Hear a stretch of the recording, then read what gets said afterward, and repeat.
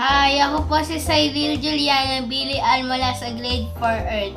Gagawin ko po ang pagtatahi ng butones.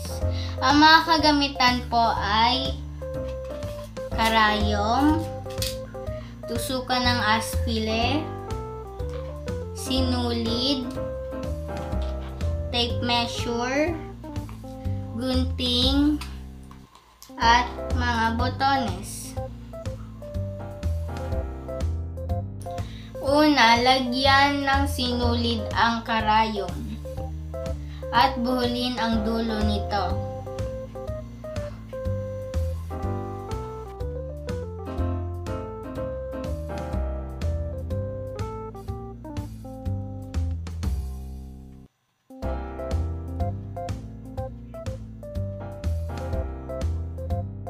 Pangalawa, ibuhol ang sinulid sa tela.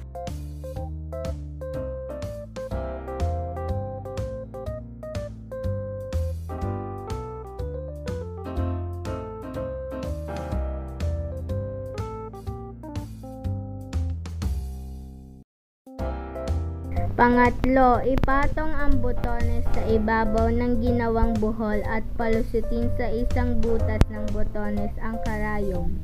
Patawirin sa katapat na butas at hilahin sa likod para lumapat ang botones.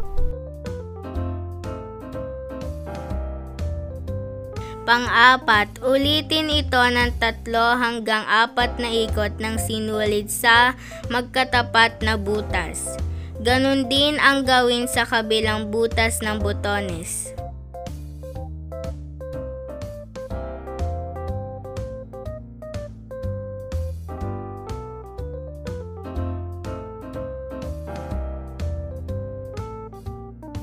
Panglima, ibuhol ang sinulid sa likod ng tela at gupitin ang sinulid matapos ang buhol.